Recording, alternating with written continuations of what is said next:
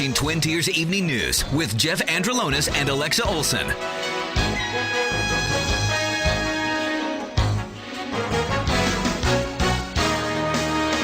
Now, from the Twin Tiers' biggest broadcast news operation, WVTT proudly presents Twin Tiers Evening News.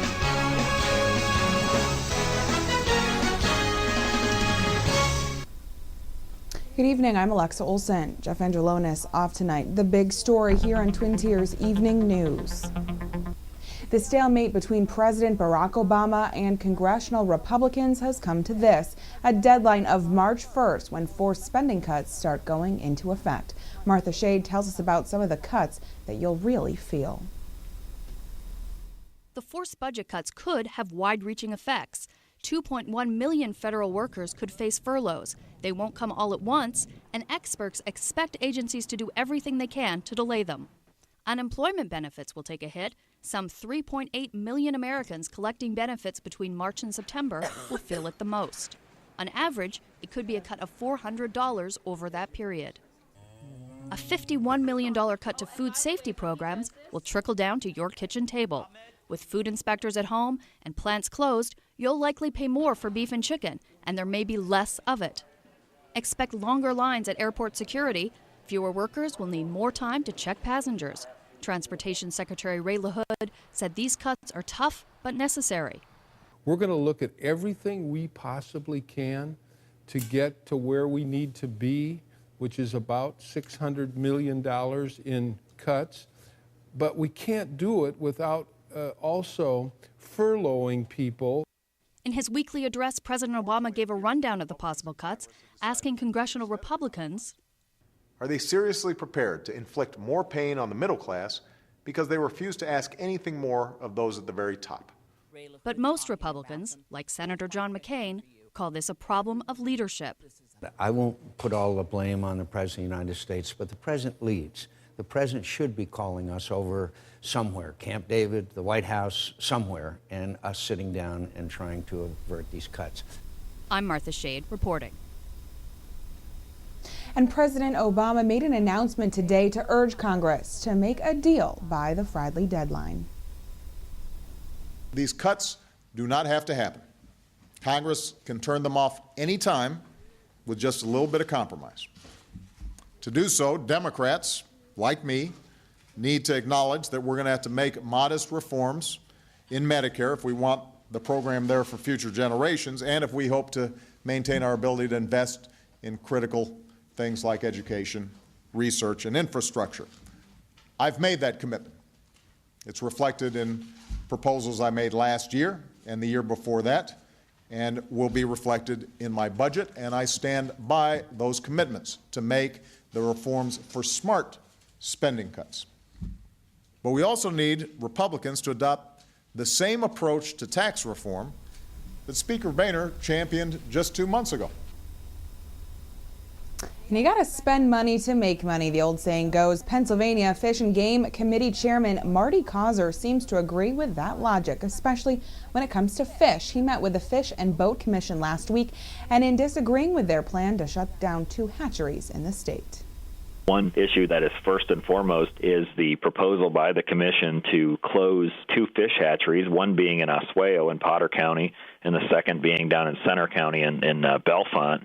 I'm very concerned that the closings of these 2 hatcheries in north central Pennsylvania will have an effect on trout stocking. And when folks realize that less streams are going to be stocked, that's going to have an effect on the agency because I think more and more people will stop buying fishing licenses. So we heard from the agency about how they're struggling for funding, and I think that closing these 2 hatcheries goes against their mission. I think it's a bad decision, and I've urged the commission to reverse their decision, and I plan to continue working on that issue also. And as we head into New York State, political theater is the words that Congressman Tom Reed is using to describe the talks surrounding federal sequestration. Take a listen. I think what we're seeing is just a true political campaign, political rhetoric to try to scare as many American people as possible, to try to say we can't can't do this. I would agree that we can come up with a better way. We can open up the mandatory spending lines, and I'll be a part of that conversation any minute of the day. But right now, to say we can't absorb a 5.8% cut in our discretionary spending. Students heading to college next autumn at one of New York's public universities should have a good idea of what it will cost them. The State University of New York says all 64 campuses will begin using a standard financial aid award letter that will detail the cost of attending, financial aid offerings, as well as schools' graduation rate, median borrowing, and loan default rate.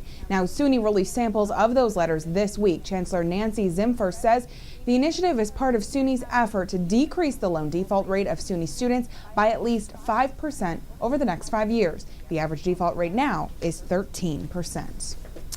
New York Governor Andrew Cuomo recently announced that he is spearheading the project of protecting consumers against potential unfair practices at gasoline pumps as gas prices rise across the nation. Cuomo says that as gas prices continue to climb, he's taking responsibility to ensure that New Yorkers are not getting taken advantage of at the gas pumps. In response, a toll-free hotline and website for New Yorkers has been launched to report suspected price gouging at gas stations. New Yorkers can now report sudden and unexpected increases in retail gas prices. You can call the gas pricing hotline at 800-214-4372.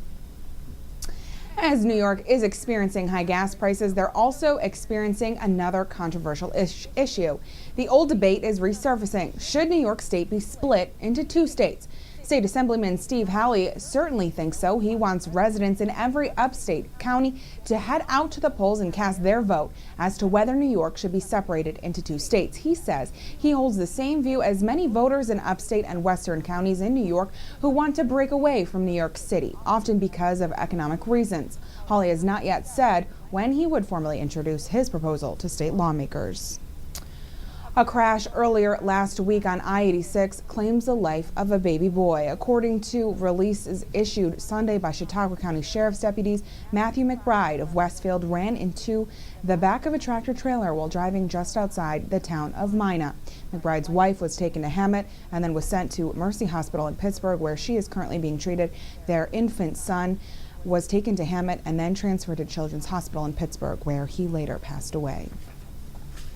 A McKean County fire last night on Bordow Road in Keating Township. Officials say the fire started in a chimney. Crews from Rue, Hilltop, and Smethport all called out to the scene. The fire was contained and damage was confined to the chimney. No injuries were reported.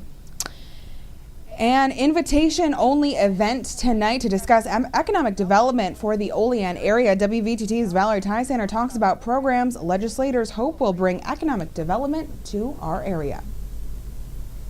Yeah, Alexa, like you said, it is an invitation-only event, and it's going to be held at Jamestown Community College. State legislators are meeting with people like Olean Mayor Linda Witt, and they're going to be talking about a lot of different things that will help bring it together. The Empire State Development President and CEO Kenneth Adams and Western New York Regional Economic Development Council co-chairman Howard Zemsky will be attending and hosting it, as well as representatives from many state agencies who will be there to meet with Olean and Cattaraugus County officials, private developers, local industry representatives, and small businesses. They will be discussing strategies and programs to assist the area in Cattaraugus and Olean proper with economic development. Priorities in the area that will be discussed at the meeting are the North Union renovation project, brownfields, the Daltile plant, and the manufacturer's Hanover Bank building. I spoke with someone who is an integral part of Olean's redoing of the Union Street to try and make it more walkable. Take a listen to what he had to say. All the communities that are changing this have seen it. You know, Hamburg, Williamsville, East Aurora, they've all slowed the traffic down. In community development and economic development has really grown since they've done that. And as you heard, he says that if you slow down the area to make it a little less wide, he said there was someone who was going 55 miles per hour down Union Street the other day. That's what they clocked him at. And they're hoping that if they redo the street, they'll be able to make it a little more likely that people will slow down, stop, walk down the street perhaps, and then go to all the local businesses and help stimulate the economy in that sense. I did speak with someone else who says he doesn't think this is a good idea because in the Olean area, it historically has had one of the largest main streets, and he thinks in a sense We're getting rid of some history, but it all remains to be seen what is decided and spoken about at that meeting tonight. More details later to come. In the WVTT Digital Newsroom, I'm Valerie Tysaner. Back to you in the studio. Thanks, Valerie. Great information bringing us here tonight. If you have any information that you want us to know about, you can check out our Facebook page. It's facebook.com/WVTT News. We have more local news coming up next. Don't go anywhere.